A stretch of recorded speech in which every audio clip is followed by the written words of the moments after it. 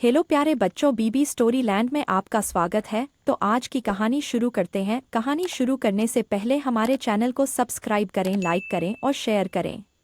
एक बार की बात है, चमचमाती बर्फ से ढकी एक भूमि पर गेड़ा नाम की एक छोटी लड़की रहती थी। वह दयालु और खुशमिजाज थी। जो भी उससे मिलती थी उसे खुशियाँ बांटती थी।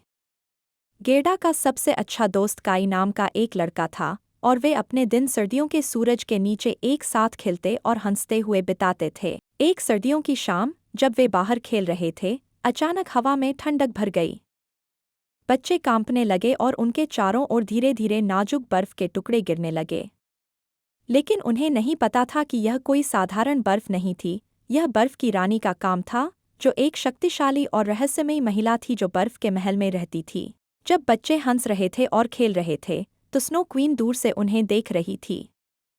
उनकी दोस्ती और गर्मजोशी से प्रभावित होकर उसने उनसे मिलने का फैसला किया। अपनी बर्फीली टोपी को झटकते हुए वह गेड़ा और काई के सामने आ गई। आप कौन हैं?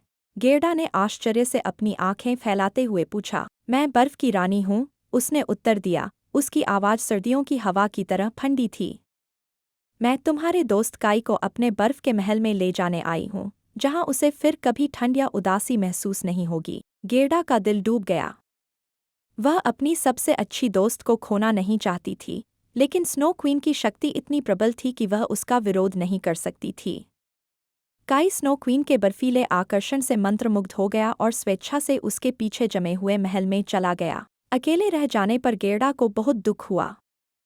अपनी दोस्त को वापस लाने के लिए दृढ़ संकल्पित होकर उसने स्नो क्वीन के महल को खोजने और काई को बचाने के लिए एक साहसी यात्रा शुरू की। बर्फीले जंगलों और बर्फीले पहाड़ों से गुजरते हुए गेड़ा को कई चुनौतियों का सामना करना पड़ा, लेकिन काई के लिए उसके प्यार ने उसे ताकत दी।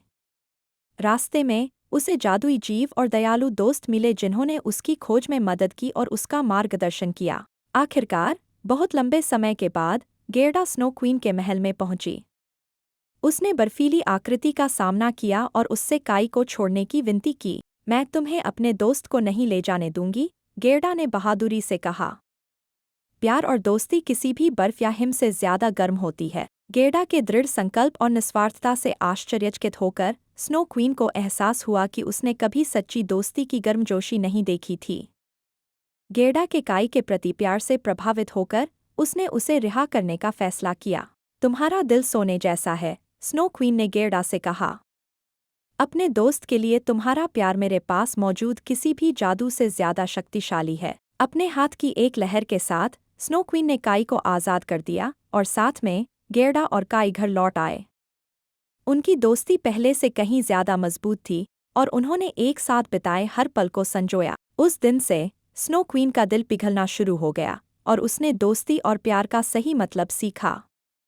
वह अक्सर गेड़ा और काई से मिलने जाती थी, बर्फीले वंडरलैंड में हंसी और खुशी साझा करती थी। ऐसी और अच्छी कहानियाँ सुनने के लिए हमारे चैनल को सब्सक्राइब करें। मिलते हैं आपसे अगली नई कहानी के साथ। हमारी पूरी वीडियो देखने के लिए शुक्रिया।